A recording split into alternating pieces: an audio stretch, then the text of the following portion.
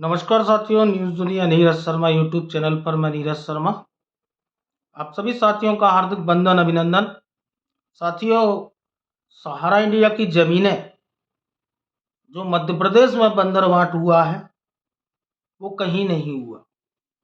और जिस तरह से सहारा की जमीनों को सहारा सेवी अकाउंट में जो जमीनों से बिकेंगी वो जो है पैसा सहारा सेवी अकाउंट में जाएगा। और ये जमीनें जो है बिकने के बाद में ये पैसा सहारा सेवी अकाउंट में नहीं गया। ये घोर अवमानना है उस सुप्रीम कोर्ट की जो इस देश का सबसे बड़ा कोर्ट है।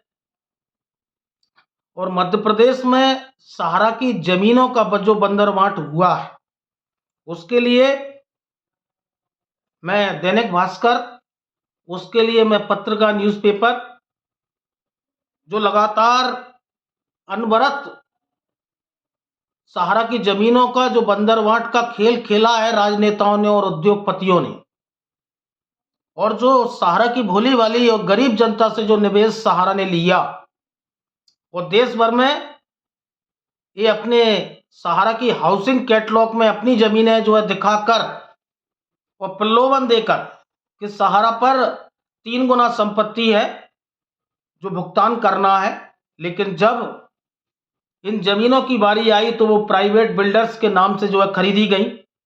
ये इस देश के 13 करोड़ निवेशकों के साथ में, इस देश के 65 करोड़ परिवारजनों के साथ में सहारा ने धोखा किया।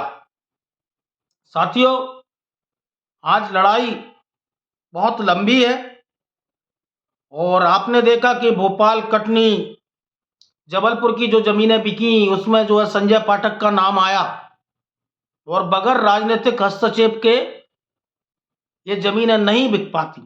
इसी तरह कल दैनिक भास्कर ने एक खबर बनाई थी और पड़ताल की थी कि सहारा की 184 करोड़ की जमीन 14 करोड़ में बेची और जिस चेक से कभी भुगतान नहीं हुआ और उसमें भी जो है वो चेक क्लियर नहीं हुआ। भोपाल की तरह सागर की जमीन भी सौदे में गड़बड़ी हुई। लेकिन आज की 18 तारीख के दैनिक भास्कर की खबर है और इसमें 184 करोड़ की जमीन 14 करोड़ में जो है बेची। इसमें सागर में सहारा की जमीन के सौदे की जांच जो है ईओडब्ल्यू करेगी। मैं आपको बता दूं कि जब हमने भोपाल में आंदोलन किया था तो ईओडब्ल्यू में जाकर हमने एक ज्ञापन सौंपा था, लेकिन ये ऐसा क्या दबाव था ईओडब्ल्यू भोपाल पर कि शिकायत करने के बाद भी ईओडब्ल्यू कोई कार्रवाई नहीं कर पाया। लेकिन जब दैनिक भास्कर ने खुलासा किया कि 184 करोड़ की जमीन 14 करोड़ में जो है बेची गई और सागर में सहारा की जमीन की जांच ईओडब्ल्यू करने वाला है। आज के दैनिक भास्कर की खबर है 18/3/2025 की। सहारा समूह की बहुमूल्य संपत्तियों के औने पौने दामों में बेचने के मामले में जांच एवं आर्थिक अपराध शाखा ईओडब्ल्यू जो है जांच करेगी। दैनिक भास्कर की जांच में सामने आया था कि सागर में सहारा की 184 करोड़ की जमीन मात्र 14 करोड़ में राजनेता और शराब कारोबारी कमलेश बघेल और उनकी पत्नी प्रतिभा बघेल को जो है बेची गई।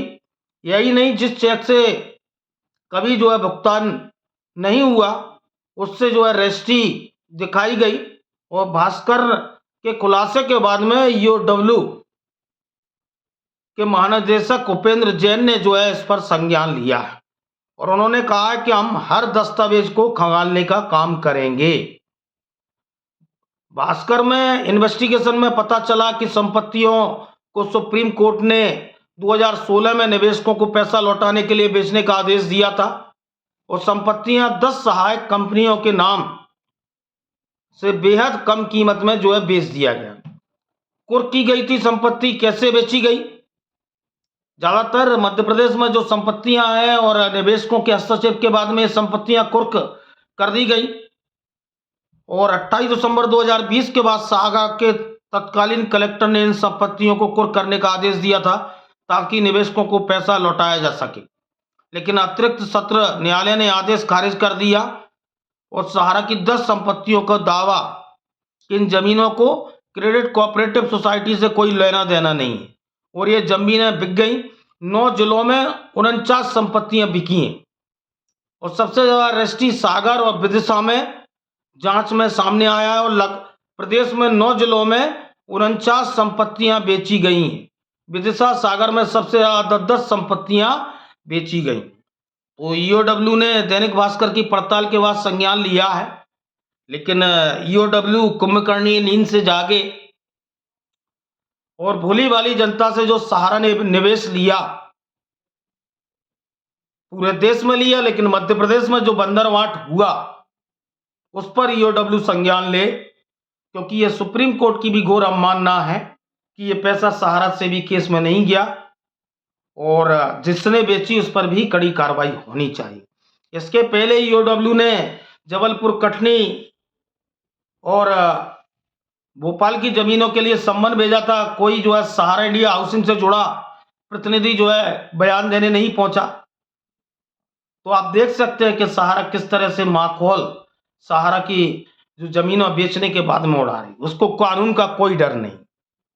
ये अपने वकीलों के माध्यम से लंबी लंबी तारीखें लेते हैं और कानूनी प्रक्रिया से बचते नजर आते हैं। लेकिन ये कब तक बचेंगे, जिन्होंने करोड़ों परिवारों का खून पसीने की कमाई को जो है उजाड़ दिया, उनके सपनों को धूमिल कर दिया और निवेशक आज भी अपने पैसे के लिए त्राहिमाम कर रहा है। सरकार आज पोर्टल के नाम पर नौटंकी कर रही है।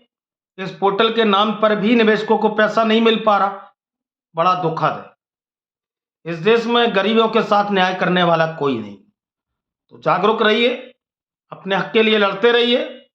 न्यूज़ दुनिया नीरज शर्मा यूट्यूब चैनल को लाइक एवं सब्सक्राइब करते रहिए। धन्यवाद।